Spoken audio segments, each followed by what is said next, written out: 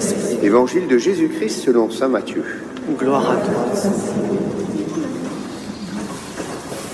En ce temps-là, Jésus parcourait toutes les villes et tous les villages, enseignant dans leurs synagogues, proclamant l'évangile du royaume et guérissant toute maladie et toute infirmité. Voyant les foules, Jésus fut saisi de compassion envers elles, parce qu'elles étaient désemparées et abattues comme des brebis sans berger.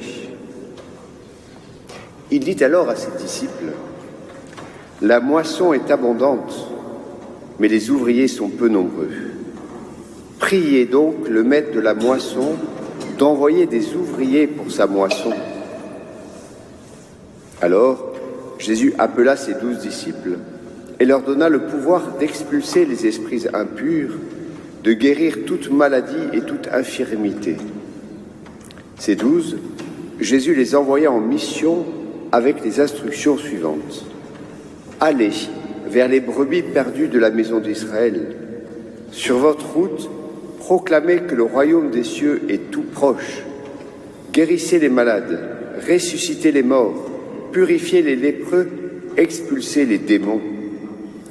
Vous avez reçu gratuitement, donnez gratuitement. » Acclamons la parole de Dieu. Louange à toi, Seigneur Jésus.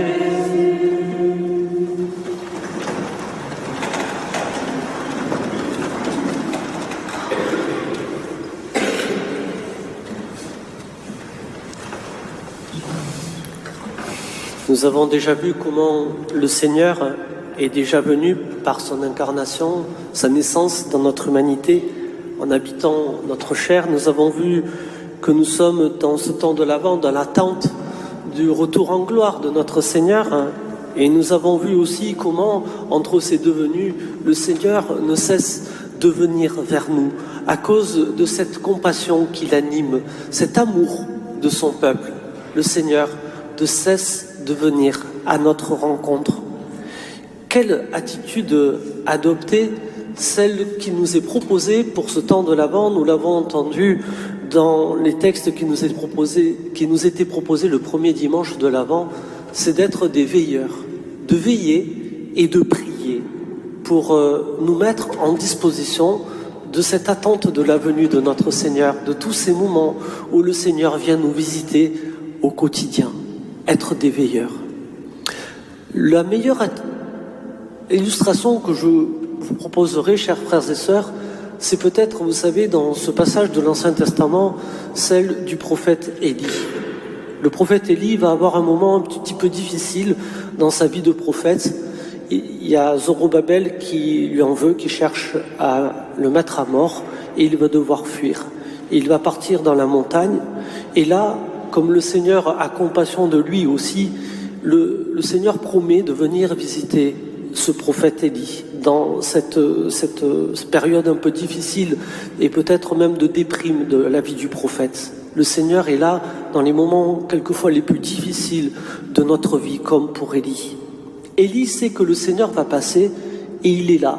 Il est en attente de la venue du Seigneur, un peu comme nous. Et ce qui va se passer, c'est qu'on va nous dire clairement qu'il va y avoir des choses extraordinaires qui vont se passer, comme des tremblements de terre, des vents violents.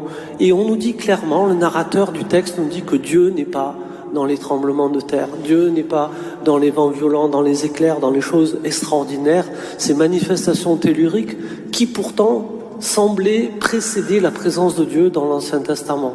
Ici, dans le texte du livre des rois, on nous dit clairement que Dieu n'est pas dans ces éléments-là. Et là où le prophète Élie va reconnaître le Seigneur qui passe, le Seigneur qui le rejoint, c'est dans une expression un petit peu particulière, c'est difficile à traduire en français, mais il nous est dit dans une voix de fin silence. Vous voyez un petit peu l'image qui nous est proposée, à la fois il y a un son, une voix, et à la fois il y a paradoxalement du silence.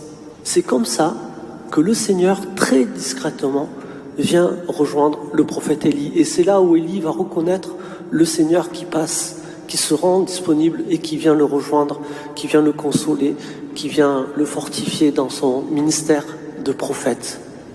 Et nous comprenons, nous aujourd'hui, en relisant un petit peu cette expérience du prophète Élie, toute la délicatesse d'un Dieu qui ne s'impose pas à nous, qui ne vient pas, vous voyez, avec des grands signes grandiloquents là, et qui vient nous chapeauter d'en haut. C'est un Dieu qui se met à la portée de chacun de nous et qui vient se révéler de manière très discrète. Et c'est pour cela qu'il nous faut être veilleurs et priants pour pouvoir accueillir tous ces moments où le Seigneur, très discrètement, encore aujourd'hui, se rend présent pour chacun de nous. Alors, demandons au Seigneur de nous aider, nous aussi, à être disponibles, à être ces veilleurs et à être ces priants qui, comme Élie, aujourd'hui encore, accueillent tous ces signes que le Seigneur nous donne pour nous manifester sa compassion, pour nous manifester son amour et pour nous dire « Je suis là, avec vous, tous les jours, jusqu'à la fin des temps. » Amen.